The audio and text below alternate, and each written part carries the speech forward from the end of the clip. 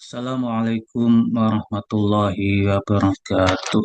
Alhamdulillah wa syukurillah wa la hawla wa la quwata illa billahil aliyyil azim. Amma ba'du.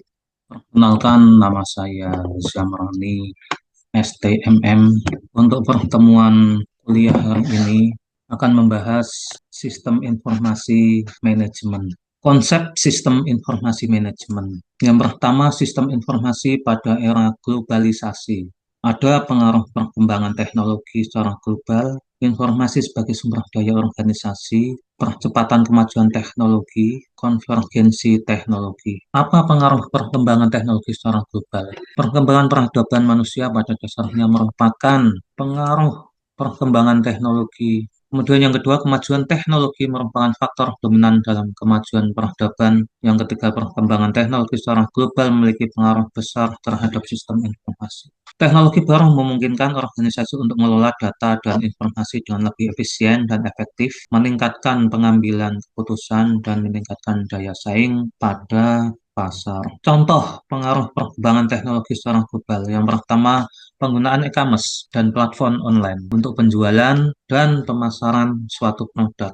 Yang kedua, penggunaan video conferencing dan telepresence untuk komunikasi dan kolaborasi jarak jauh. Yang ketiga, penggunaan big data analitik untuk mengidentifikasi tren pasar dan membuat keputusan yang lebih baik. Yang keempat, penggunaan cloud computing untuk penghematan daya dan meningkatkan skalabilitas sistem informasi. Kemudian kalau kita lihat percepatan kemajuan teknologi.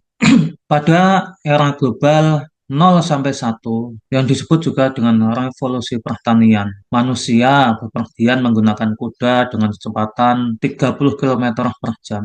Kemudian era selanjutnya yang disebut dengan revolusi industri, yaitu memungkinkan manusia untuk bepergian menggunakan mobil atau kereta api hingga mencapai kecepatan 300 km per jam. Contoh, mobil balap. Kemudian yang ketiga, hal ini menunjukkan peningkatan kecepatan sebesar 10 kali lipat dibandingkan sebelumnya. Yang keempat, pada era revolusi informasi, manusia telah mampu menciptakan berbagai macam alat transportasi yang lebih cepat. Ini adalah contoh diagram percepatan kemajuan teknologi transportasi. Yang pertama, diagram tersebut menggambarkan percepatan kemajuan teknologi transportasi dibagi menjadi 3 gelombang. A, gelombang 0 sampai 1 yang disebut revolusi pertanian, B, gelombang 2, revolusi industri, dan yang ketiga atau C, gelombang 3, yaitu revolusi informasi. Setiap gelombang memiliki kolom kecepatan kilometer per jam dan waktu. Yang ketiga, semakin ke kanan, semakin maju gelombangnya. Kecepatan transportasi semakin tinggi, namun membutuhkan waktu gelombang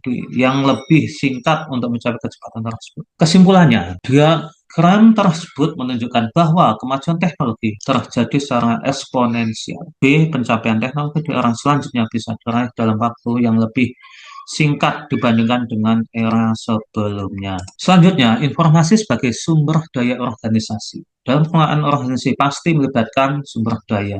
Sumber daya organisasi dikenal dengan istilah 5M, man, money, material, mesin, dan metode. Pada masa sekarang, 5M tersebut harus ditambah satu faktor lagi, yaitu informasi. Pada masa lalu, manajemen hanya berfokus pada sumber daya fisik yang berwujud dan dapat diamati secara langsung. Semakin besar organisasi, misalnya dengan jumlah karyawan ratusan atau ribuan, maka manajemen tidak dapat hanya mengandalkan pengamatan langsung. Sehingga yang dibutuhkan adalah informasi yang dapat menggambarkan kondisi organisasi tanpa perlu pengamatan secara langsung. Kemudian apa tantangan informasi di era globalisasi dan teknologi digital? Yang pertama, konten tidak teruji. Yang kedua, privasi dan keamanan data. Yang ketiga, pengelolaan informasi. Yang keempat, ketidaksetaraan akses. Yang kelima, penyebaran kebencian. Yang keenam, overload informasi. Yang ketujuh, perubahan paradigma komunikasi. Yang kedelapan, keamanan cyber. Yang kesembilan, kredibilitas informasi. Yang kesepuluh, dampak kesehatan mental. Yang ke-11, regulasi dan etika. Dan yang ke-12, ada kolaborasi global. Kemudian, bagaimana SIM membantu organisasi mengatasi tantangan ini? Yang pertama, manajemen terstruktur. Maksudnya apa? Organisasi, pengaturan, perencanaan yang efisien.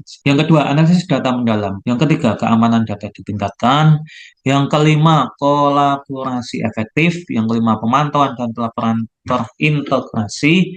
Yang keenam, penyesuaian dengan kebutuhan. Kemudian apa yang disebut sistem? Menurut Gordon B. Davis, sistem yang abstrak adalah susunan yang teratur dari gagasan-gagasan atau konsep-konsep yang saling tergantung. Misalnya, sistem teologi adalah susunan yang teratur dari gagasan-gagasan tentang Tuhan, manusia, dan sebagainya. Sistem yang bersifat fisik adalah serangkaian yang bersifat unsur yang bekerja sama untuk mencapai tujuan. Kemudian, menurut Norman L. Engels, yaitu suatu sistem terdiri atas kegiatan-kegiatan yang berhubungan guna mencapai tujuan-tujuan perusahaan seperti pengendalian inventaris atau penjadwalan produksi. Bug and Structure, yaitu suatu sistem dapat dirumuskan sebagai setiap kumpulan bagian-bagian atau sub-subsistem yang disalurkan atau dirancang untuk mencapai suatu tujuan. Jenis data. Secara umum, jenis data ada dua, yaitu data kualitatif dan data kuantitas. Kemudian secara spesifik, yang pertama ada data teks, yang kedua ada data numeris, yang ketiga ada data gambar atau image,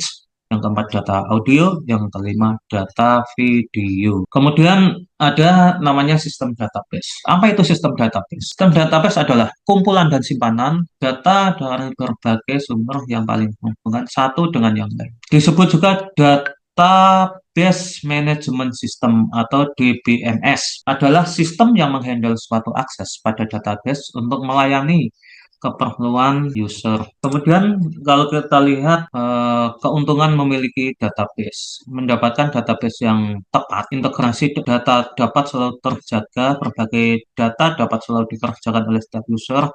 Penggunaan data lebih mudah dan selanjutnya konsistensi data dapat selalu terjaga. Kemudian apa sih manfaat database? Manfaat database adalah satu, sebagai komponen utama sistem informasi untuk menyediakan informasi. Yang kedua, menyediakan informasi yang berkualitas. Yang ketiga, mengatasi kerangkapan data. Yang kelima, menghindari terjadinya inkonsistensi data. Yang kelima, mengatasi kesulitan dalam mengakses data. Keenam, menyusun format standar dalam sebuah data. Yang ketujuh, penggunaan oleh banyak user sekaligus. Yang kedelapan, melakukan perlindungan data dengan harus login dan memberikan password. Kalau kita lihat contoh software database, yang pertama ada MySQL, yang kedua Oracle, yang ketiga SQL Server, ada Fargate, ada VisualFox Pro, ada DBase, ada juga PostgreSQL, dan ada juga IBM DB2. Kalau kita lihat siklus informasi, yang pertama itu basis model, basis data.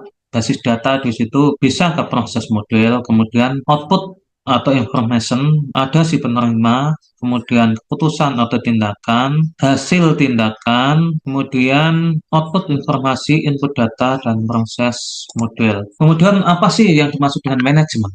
Manajemen merupakan proses atau kegiatan yang dilakukan oleh seorang pimpinan, disebut juga debet atau atasan yang paling tinggi di dalam organisasi untuk mencapai tujuan bersama. Kegiatan manajemen atau biasa disingkat dengan POS di Sordi. Yang pertama planning, yang kedua organizing, yang ketiga staffing, yang keempat writing, yang kelima coordinating, yang keenam reporting, yang ketujuh budgeting. Kemudian dari sistem informasi manajemen dapat kita simpulkan bahwa tujuan dari sistem informasi manajemen adalah supaya organisasi memiliki suatu sistem yang dapat diandalkan dalam mengolah data menjadi informasi yang bermanfaat dalam pembuatan keputusan manajemen, baik yang berkaitan dengan keputusan-keputusan rutin maupun keputusan-keputusan strategis. Dengan demikian, sistem informasi manajemen adalah suatu sistem yang menyediakan kepada pengelola organisasi data maupun informasi yang berkaitan dengan pelaksanaan tugas-tugas organisasi. Lebih lengkapnya, sistem informasi manajemen adalah jaringan prosedur pengolahan data yang dikembangkan dalam organisasi dan disatukan apabila dipandang perlu dengan maksud memberikan data kepada manajemen setiap waktu diperlukan, baik data yang bersifat intern maupun yang bersifat eksternal, untuk dasar pengambilan keputusan dalam rangka mencapai tujuan organisasi. Baik, demikian adalah sistem informasi manajemen yang dapat kami sampaikan. Kemudian untuk bahan diskusi selanjutnya, maka kita akan berikan per kelompok untuk pembahasan SIM, kemudian dipresentasikan di minggu berikutnya. Demikian yang dapat kami sampaikan. Terima kasih. Wassalamualaikum warahmatullahi wabarakatuh.